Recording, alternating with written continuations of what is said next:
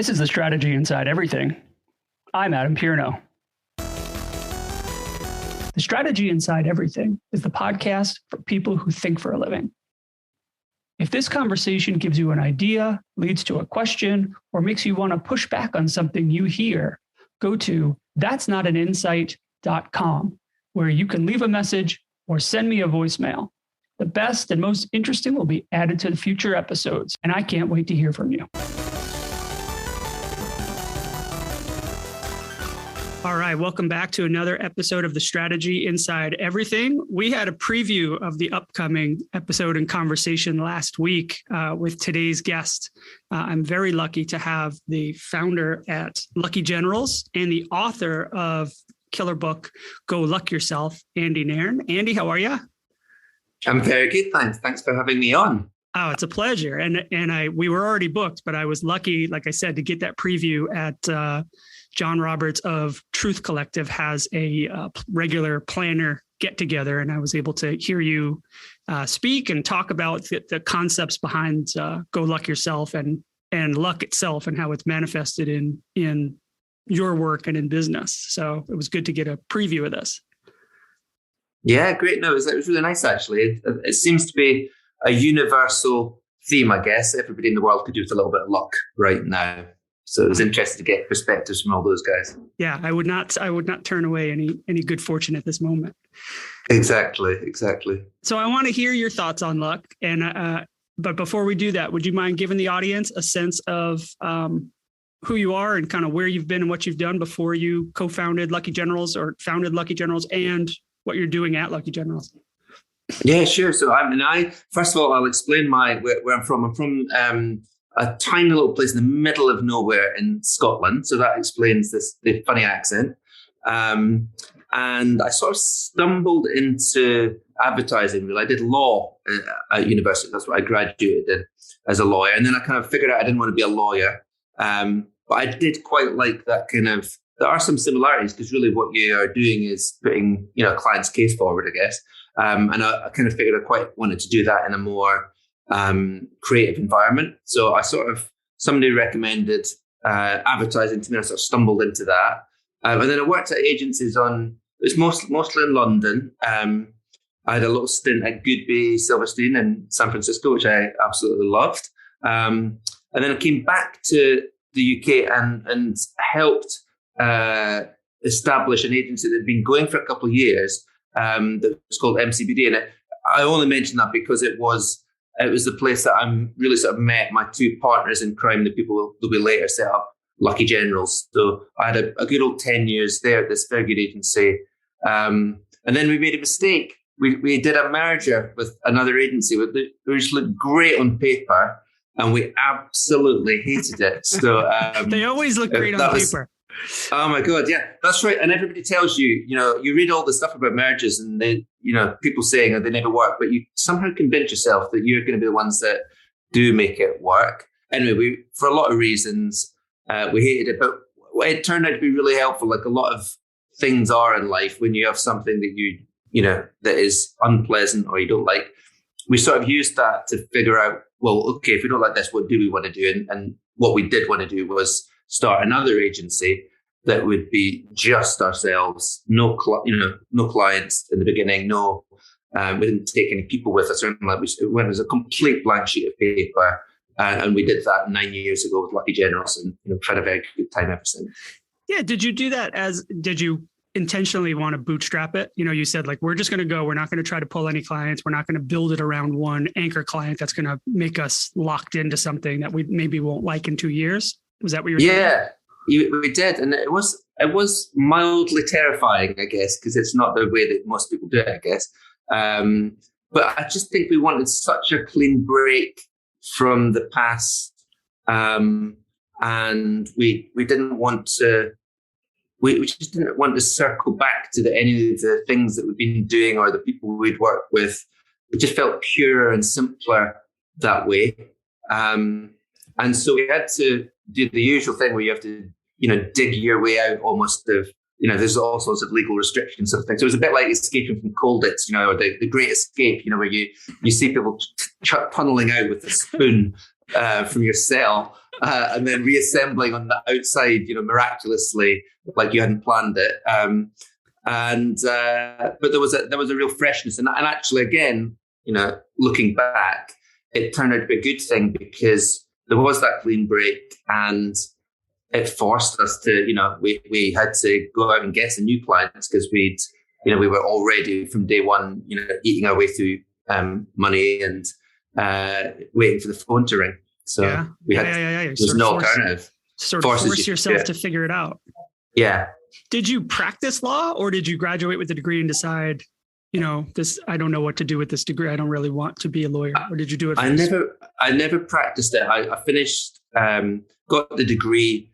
Fun enough, I had a conversation with, one of many lucky things to return to that theme. I had a conversation with a guy called Alexander McCall Smith. He is now one of the best-selling authors in the world. So he's sold 70 million books or something like that. There's a detective series, the Ladies Detective Agency of Botswana. Okay. And so he is, right up in the top league of authors, quite a few leagues and ranks above my own humble scribblings, sadly. Yeah, exactly. So we can all look up to him. But he was my law lecturer. He was an annoyingly multi-talented person, but he was my law lecturer. And I started telling him I didn't really fancy he didn't want to practice afterwards. And he said, well, why don't you, he put it together in his mind. He said, if you like putting a case together, but you want a more creative environment, why don't you do something like advertising? And he, I'd never thought of that before, but he sort of gave me the name of a couple of agencies where he knew people. And then what I like is that he gave me that very good advice. And then he sort of took his own advice. He decided they didn't want to do law, and then went on to this mega selling. Also, I kind of feel like I helped him in his career. Probably a little bit more than he helped me. I'm gonna go look at the books and see if he credits you in any of the. Yeah, I feel like I've been left behind slightly, but he was a lovely man. To Andy, thank you for inspiring my journey. Yeah, that's right. Yeah. I wonder, but that's an interesting start to the career, and the idea that applying these skills in this other way, or what you learned in law school in this other way. Talk to me about naming Lucky Generals at that time, because I'm familiar with the agency from across the pond and hearing about your success, and so not maybe the founding of it, but always thinking like that's such an interesting name. Like even then, now your book comes out 7 years after you founded the agency. Why that name? Well, it's sort of, we had, that was somewhat accidental as well. We just liked the name. And until 2 days before we launched, we had a different name. And I mean, I can tell you what it was actually. We were going to be called originally House on Fire because we liked the idea that, the three of us, we'd worked together for many years. We all got on like a house on fire, and we wanted to work with, our clients and people that, after that, as I say, that bruising encounter that we had, we wanted to get back to working with friends and people we liked and had the same values and all that kind of stuff. Yeah. And we also thought there was something nice about brands, the best brands you get on like a house on fire with. And anyway, great thinking and all the rest of it. We registered all the documents and, and then guess what? There was a terrible, terrible house fire in the news at the time. And I guess there's probably always one of them every few months, isn't there, somewhere around the world.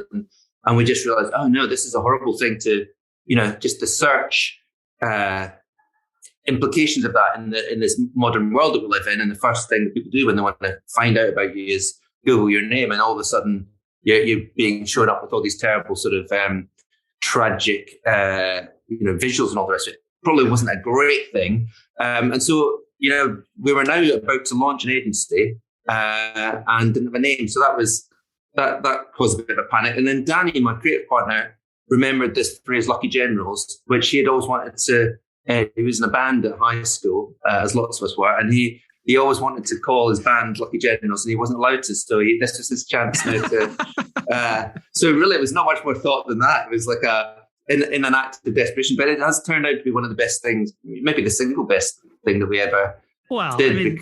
Yeah. Speaking of distinctive assets, you started right out of the box with something that nobody else was. There's no SEO battle for that phrase. You invented it. Yeah, we sort of kind of reclaimed it. It's an old Napoleon quote. It turns out somebody asked him, what does it take to win a war? And he said, just bring me your lucky generals. In other words, people with a track record of achieving success, not sort of bullshitter people who talk a good game. And so we quite like that spirit. And it's been a great, like we say, great asset ever since. Yeah, that's amazing. Tell me a little bit about writing the book. Where did you start? What kicked it off? When did you say, I have a book here? Well, do you know what? It's an interesting lead on from that last point, because after 8 years of having this now successful agency with the word luck in the title, I sort of realized it was a bit embarrassing, actually. I thought we've never really interrogated the idea of luck. I don't really know what it means.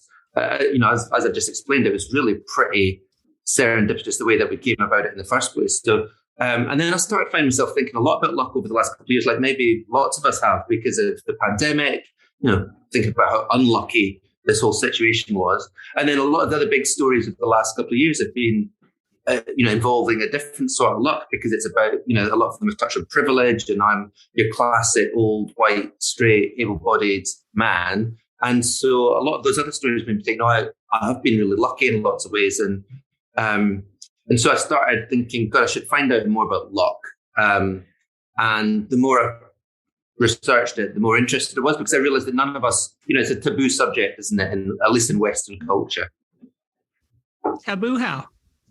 Well, we don't like to talk about it, especially in the West, because it kind of, if I said to you that you were lucky, you might find it quite insulting, actually, because it sort of implies that you're not hardworking and or talented, skilled. Yeah, exactly. Yeah, that's right. And so people bristle a little bit about when you say that something was lucky.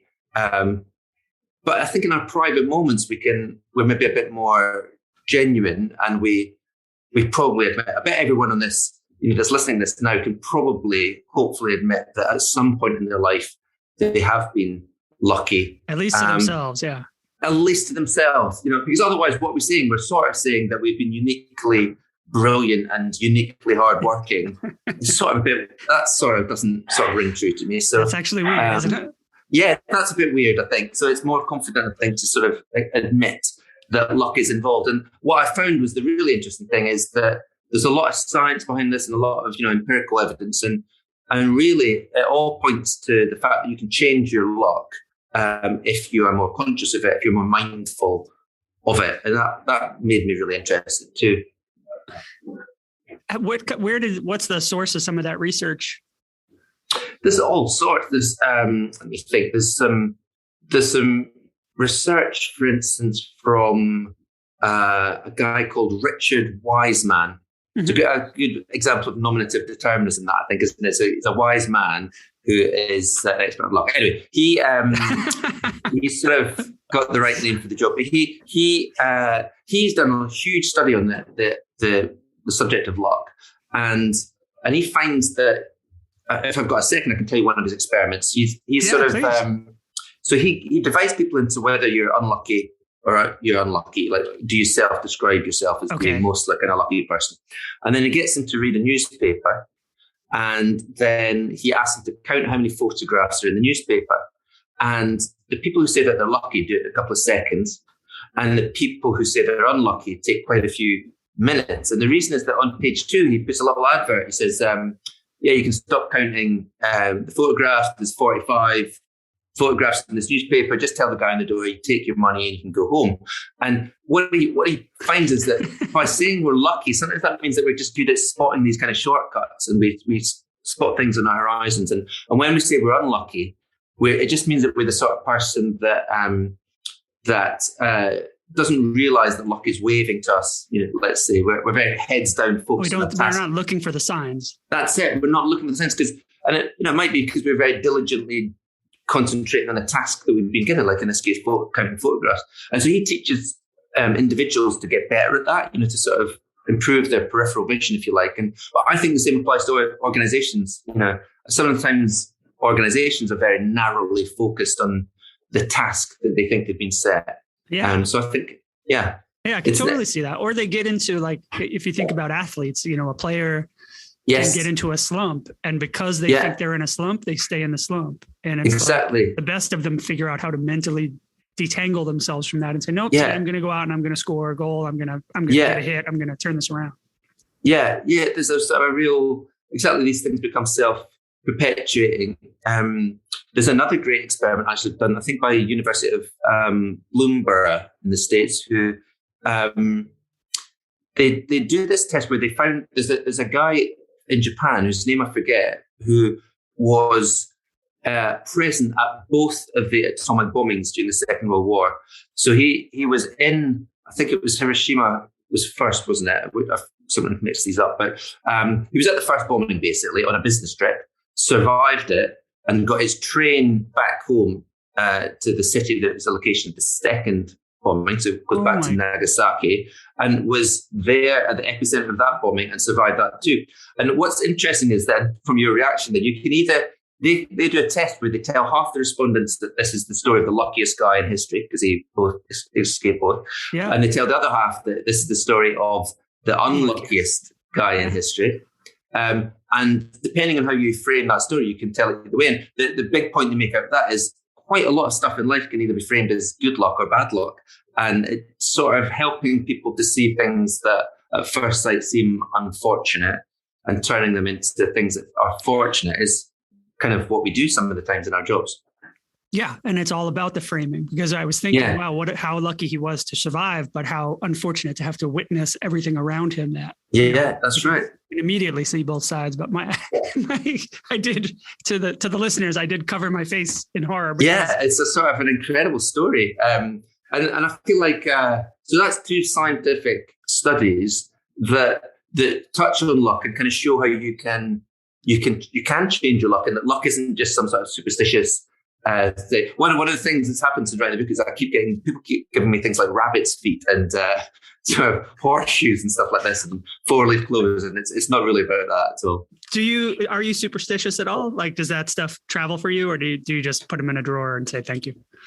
I probably am. I think all of us are to some degree. And again, even that, the science shows that superstitions do work, although not in the way that we might imagine. So if you're playing soccer and you're taking penalties, there was a study that showed that if you were allowed to indulge in whatever superstition you did, you maybe had one sock pulled up and one sock down or whatever. If you were allowed to do that, you scored more goals. But if you were stopped from doing whatever your superstition was, you did actually score less goals because of what you were talking about earlier, this kind of fulfilling prophecy. Yeah, in that case, it's like a placebo effect almost. It is exactly. It's a mindset. It's free. Yeah. And lots of us have got these. We probably, in business, if we're doing pitches, there might be little rituals or things that we strike upon. And then when they are more successful, they become self-reinforcing. We do them the next time. And then we get a bit worried about, we always win pitches when we're in this room or when we do this trick. And then we worry if we can't be in that room, we're going to be less successful, and then we are less successful. And then, so I'm really interested in the psychology of all that kind of sort of stuff. And I worked at a small agency where we had a special car, the pitch wagon. Amazing. That was exactly that thing. It was the founders. I think it was a Suburban that we would all pile into to go to the pitch. And it was like, if we were in the pitch wagon, all right, that's good. Yeah. I love it. Yeah. So it was like a rolling rabbit's foot. So you got the idea to write the book, and who are you thinking is reading the book? Like, who's your ideal reader? And were you was it just because you were full of all this research and you realized like, this is an amazing collection of stories and research that I can frame in this interesting way? Or did you have another goal in mind for the book? But my other goal was, so again, if we go back to just the beginning of the pandemic, really, and I'm thinking about luck. I thought it was quite interesting to write a book about luck that could bring some luck to other people as well. So I'm giving all the royalties to an organization that helps working class kids get a lucky break into our industry. So that became quite a big thing for me. I sort of, without being too profound about it, I guess it was, the pandemic is one of these things that probably made us all think about what we're doing in life. Absolutely. And as I say, it sort of made me think, God, I've had much though I was feeling a bit miserable, like some of us have done at various points, I sort of snapped myself out of it by thinking, no, hold on, mate, you've had a pretty good and lucky life. Stop feeling sorry for yourself. Maybe you could write some stuff that is helpful to people, by reading the book, but also generates money for people who are really having a much worse time than you in this recession. So shut up about put your little violin away, mate, and stop, feeling bad about yourself. And you're creating luck for more people. Yeah. So which I found, so that's a thing again, which is also backed up by lots of science. This idea of karma, and I thought that's a good positive way to channel all of this. And then in terms of who it's aimed at to read, because that was important, because I didn't want to just be a pity read, like that you think, oh, this guy's written a book for a charity, I should buy it and it'll be crap. But I sort of wanted it also to be a good book. So I thought it's for people, anyone who's sort of looking after a brand. So it could be people in agencies or marketing people, but I guess these days lots of people, entrepreneurs who wouldn't have marketing in their job title, but they are trying to build a brand and they're trying to grow something, and so it should hopefully appeal to them too. Yeah, and understanding the role that luck has played and can play in that work that they do, because it is not all you can follow. I mean, you can read Ritson and Byron and do everything they say, and you can still fail. That's it, and I think it's. You can do all of that good stuff, and you should do all of that, because in the quote, actually, both Ritson and Byron Sharp and all the rest of it in the book. So those things are important, but luck is also an important part. And what happens in most textbooks? So I found a great stat that someone else had calculated, but only 2% of textbooks mention luck, which I think is very telling. Because when you get to the case studies, and we've done it ourselves. Like I've written case studies, and you've written case studies where we sort of tell the perfect version of what happened because it's just easier that way, and then we write them in retrospect, don't we? But actually, along the way, all sorts of dumb things happen, or we have lucky mistakes, or bad luck happens, or whatever. And I thought it was a bit more honest to acknowledge some of those things, and then maybe people can relate to it a little bit more.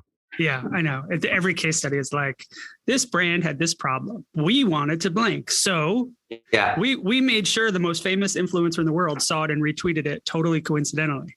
Yeah, that's right. Suddenly everybody was talking about it. Yeah, that's right. Because of us. I know, exactly. Uniquely because of us. And so a lot of the things in the book are blind alleys and mistakes and things that we did wrong, but that somehow maybe made us figure out how we were going to do it. So there were much more sort of squiggly lines, if you like, rather than these very neat linear processes that we read about in awards entries. Much more true, that squiggly. Yeah, I think so. I hope so. How do you think, you mentioned earlier that people might be offended if you said, oh, your luck, your luck played a role in your success.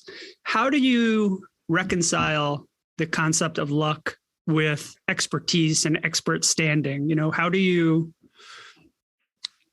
overcome that fear factor, or how do you coach your own teams to accept that, and own the parts that we got lucky with without it being a blow to your ego? Yeah, I think it's to watch out for the word just. That's the important word. So if you say that someone is just lucky, then that is an insult, because then you are saying that they're not hardworking, they're not talented. But if you take that word away, you can talk about luck in more positive terms. And when you appreciate how lucky you are, again, there's lots of research that shows this in life and in work, that if you appreciate the luck that you've either stumbled upon or that you've maybe been born with, if it's a good demographics, then you're more likely to succeed if you're oblivious to it. So it's to me, it's all about being conscious of your luck, and which is not to denigrate someone and say, yeah, it was only down to luck. Your success is only down to luck. So that's what I think I try and encourage my teams to if they have experienced a bit of luck, let's acknowledge that, because that will make us less likely to be complacent as well. If we realise, poof, we actually got away with one there, or we did benefit from something quite lucky, then that means that you're less likely to get big-headed and fall over the next time. Yeah, and I think a little pushback on that. I'm successful without any help from luck is not healthy. Yeah. So it's kind of nice to have that as an ingredient to success to keep you humble. Yeah, I think so. There's been, again, various other research papers that show that co-workers are more likely to want to work with people who express, an acceptance of luck versus those people who deny it, sort of thing. So I'm hoping this book makes me really popular with all my co-workers. It's probably too late for that, I imagine, because I'm banging on about it all the time, sort of thing. But I feel like there is a humility that hopefully comes with the idea.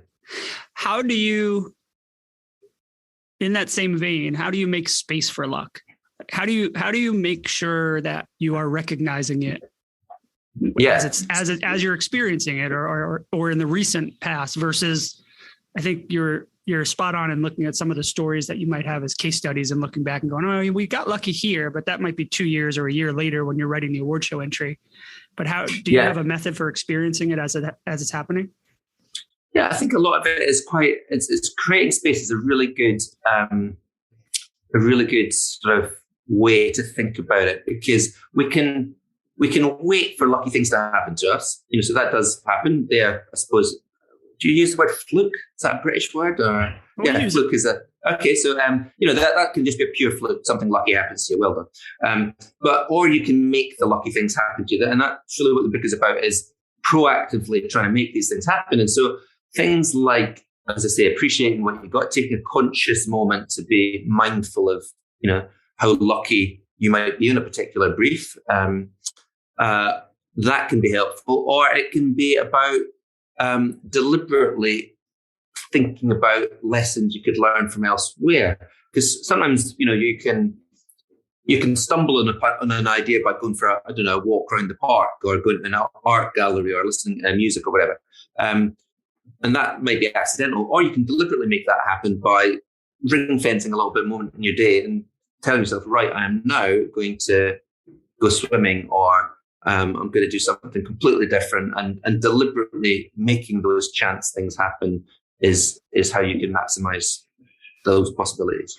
Yeah, I think we refer to that as collisions. You're trying to make space for those weird, unexpected events to happen where you get the inspiration, or you get a new perspective on whatever you're thinking about. Yeah, I love the way that people in, like musicians, like if you know Tom Waits, the way that he writes songs is to have two different radios on and different radio stations, and sort of watch out for those collisions. Now he could do that accidentally. He might just by chance stumble on two different pieces of music at the same time, but that's him deliberately trying to make the connection, which I like. Yeah, and that it's part of his process tells you that he really has internalized that. Yeah.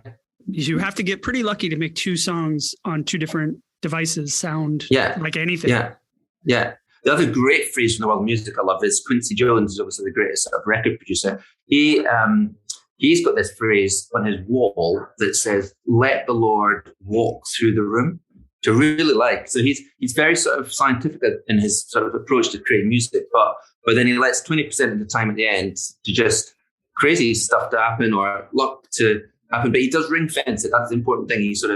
He will create the time and the expense to experiment with a bunch of stuff. And so that idea of letting the Lord walk through him, a lot of the time, unfortunately, in our day jobs, we sort of bolt the doors to the Lord, don't we? We kind of like try and keep him out, because we're trying to just do the thing that we promised that we would do and what was on the plan. But we need to try and let that Lord walk through the room. Yeah, that's funny that you say that. It's a weird thing. Like I think of, Wyden and Kennedy being this year over year. You've worked at Good and this consistency of excellence in creative output, in thinking. And the people that I know that have worked there have said the processes there are airtight. Yeah. And it's such a funny thing that's like by locking down the processes, you actually create the 20%. It's not the opposite. I shouldn't say most, many other agencies say, oh, no, we don't want to limit things. So let's leave it a little bit more loosey-goosey. And in that way, it's like people are freaked out about just like, where do I get printer paper? And they lose a half a day and they're not thinking about, they're not free from that stuff. It's so true. It's only because that's why I like the idea that Quincy Jones, he's so driven that when they were making Thriller, which is obviously the best selling album of all time, I think one of the amplifiers caught fire. So he's not one of these people that just sort of says, oh, let's sit back and be all loosey-goosey and hope that lucky things happen. No, he's like on it, and he can tell you, is that chorus 20% too long, or does that drop come in 10% too? He's very scientific about all of this. And he does everything that he was asked to do, and they stick to the plan and they record it. And then, as you say, by doing all the things that were on the plan, that liberates 20% of the time to do other stuff that is the more experimental stuff. And I think, again, that's always a good lesson. You get, if you're doing a shoot, then you do shoot what you've promised to deliver. You make sure you've got them in the bag. But then that means that you can shoot other stuff that wasn't in the conversation that might be better. But make sure you've got the stuff, that you originally said that you were going to do first, so that at least you can have that conversation. Yep. And then say, let's get some wilds. Let's see what these guys think now that they've gone through this a few times. Let's see what other ideas come. Yeah, exactly. Because as you say, luck, people are scared by luck. People are scared by this idea of, the only time we do mention it in our working lives is usually say stuff like, let's leave nothing to chance, and let's make sure that we don't leave this down to luck. So we're all terrified. Let's squash it. Let's squash it out of existence. Yeah. Yeah. Well, because there's a 50-50 chance it could be bad, Andy. Yeah. It's not always good luck, right? Yeah. And we never think about it as the upside of, let's make sure that lots of stuff is left to chance. So you do have to sort of work with people's fears and emotions, I think. How do you think what are the conditions that lead us to overlook good luck, or overlook lucky breaks that are staring at us in the face? That's a very good point. It's the sort of disinterest in the familiar, and the fact that we're all excited by new things from far away, really. Again, there was that experiment, I think, by the University of San Diego that was, they presented this new sneaker and told half the people that it had been invented around the corner, and they told half the people that it had been invented on the other side of the world, and it had some new sort of technology. And everyone preferred the one from the other side of the world because it sounded like it was cool and exotic, and who cares about the thing that was invented in our backyard? And so many organizations have got that sort of blindness to the riches that are sitting in front of their noses. And as we probably all know, every strategist listening to this, or every creative listening to this, will know that sometimes the answer is staring at you in the face, and just people have got so blasé about it that they've forgotten about it. Yeah, especially for creative people, when you're running through concepts and you write down, the first day, it's always like, well, let's just get the bad ideas out. And you write 50 ideas down, and then you never look back at that page because you're like, that was the bad day. And then the answer's on page 1, right? That's right. And you circle all the way back to it. And again, human nature, none of us think about our names, do we? Because it's just the thing that we've been given. But, sometimes the answer is in our brand name, staring us right in the face. And, or it might be, the place that we're from. None of us really grow up thinking, the place I'm from is cool. And someone from outside of town has to come in and say, wow, this place is amazing. Why don't I know about this? And I think a lot that's again true of companies, isn't it? Yeah, it takes someone new. I mean, I think that's why companies hire agencies, because they want someone to come in and be like, did you know how cool your company is? And you're like, oh my God, is it? Yeah, that's exactly it. That's why I think you do need, and I know there's, a good place for in-house agencies, and they can do lots of great stuff too, and they've got other advantages. But I think that perspective, that's that ability for us to say as an outsider, wow, I can't believe you've never done anything with this, with your brand's history, for instance, which they might think is like is going to make them feel old-fashioned. To be able to say, no, that could really liberate you and make you do something cool and modern. So I like that. I like that role that we have as agencies of almost going up into the attic and sort of discovering what is sitting there right in front of everybody. Rummaging around and seeing what we turn up. There's been a lot of conversation this week about Heinz, the ketchup brand, and the signature bottle, which it's funny. The conversation is about the distinctive asset of that glass bottle, but I don't remember the last time I saw that actual bottle, but I can feel the metal cap in my hand, and it's, that's really interesting. Yeah. Yeah. And it's like those grooves that you've got. Yeah. I can imagine that now. Yeah, exactly. The shape of the shape of the bottle. Yeah. And it's interesting that people remember it on their behalf, but they don't really, they use it as an icon, but they don't, you can't buy glass bottle Heinz anymore. I'm pretty sure they stopped that probably a decade ago. I think that's right, isn't it? There was a lovely, sort of maybe a bit off topic. It reminds me of that great story about the brief for the original Coke bottle was that you had to be able to recognize it if somebody had broken it, and it was in the dark, and you could still tell it was a Coke bottle, which is like a brilliant brief, I guess, for any And they nailed it. Yeah, and they nailed it, and we still can feel that. And again, when was the last time you had a glass Coke bottle? I can't remember the last time I had one, but it's sort of you can feel it in the contours and all the rest. Totally. And if I see one, I do buy it because I'm like, I don't even drink soda that often, but when I see that glass Coke bottle, there's something so much more satisfying about it. It feels like a relic, Yeah, and of course, if you look at Coke's history, they're a classic brand who, in their greatest moments, have realized how lucky they are to have those assets, and in the moments where they famously messed up, it's really because they've forgotten how lucky they are to have that particular product, and they got seduced by research and launched new Coke. And so every 7 years they bring back a campaign that reuses the bottle shape, and they're like, oh yeah, that's actually really cool and an important part of our heritage. You better use it. Yeah, that's right. Isn't that funny? Yeah, and of course you could probably chart the course to the CMO turnover. The new CMO comes in and goes, let's go back in history and look at we have this bottle. Let's use that. And then they go, well, we don't want to do the bottle anymore. We did that last year.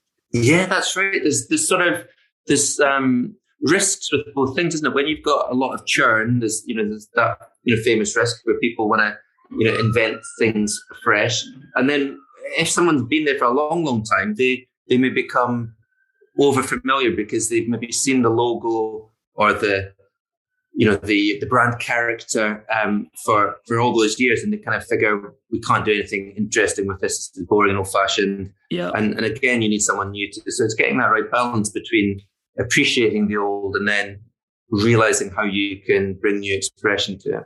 How can you build in that kind of flexibility, into, or what kind of role does that flexibility play in leveraging luck where you're able to be a little more fluid? I think it's about, as ever, consumer perspective is helpful. And, sometimes companies are, lose interest in things that, and get tired of things more quickly sometimes than consumers do, don't they? So one of the things that we can do is bring that fresh perspective.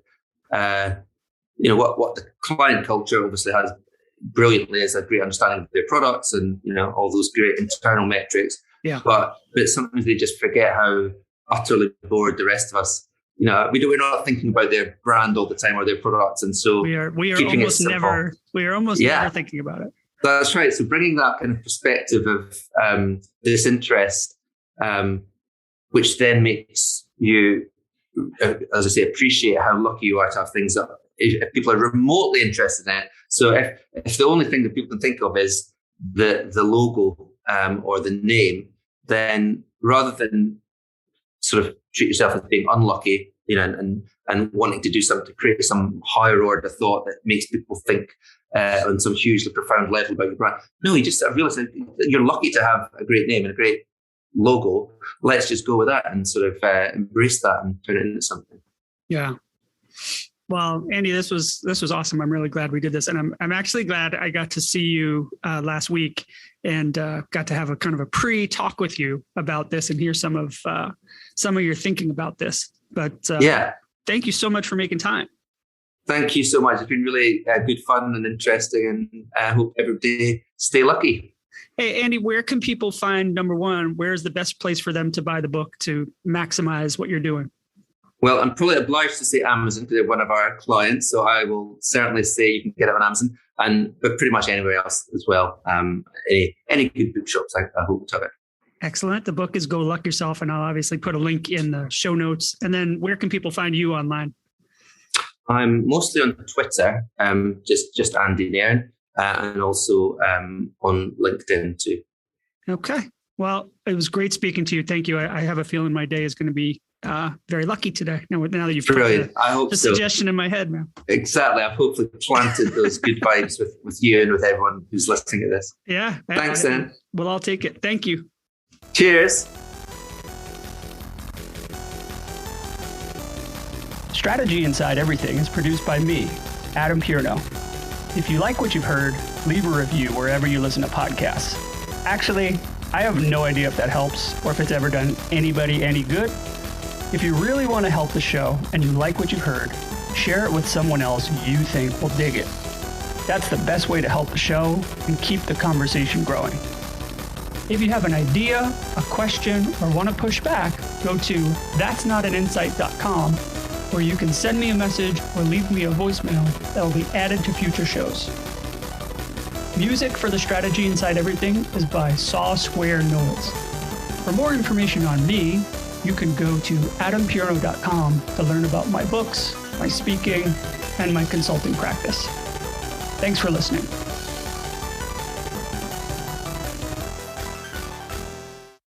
We're the millennial generation. We're special, one of a kind.